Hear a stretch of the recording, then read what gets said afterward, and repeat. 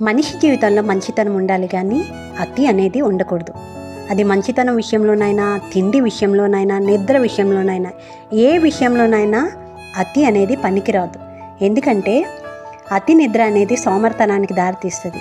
అంతేకాదు అనారోగ్యాలు వస్తాయి. మంచితనం విషయంలోకి అయితే మంచితనం ఉండాలి. ఇతరుల పట్ల మనం మంచిగా ప్రవర్తించాలి, వాళ్ళకి సహాయం చేయాలి. కానీ అతి మంచితనం ఎక్కడా పనికిరాదు. ఎందుకంటే ఎవరైనా మన సహాయం కోరినట్లయితే మన చేతనైంది చేయాలి.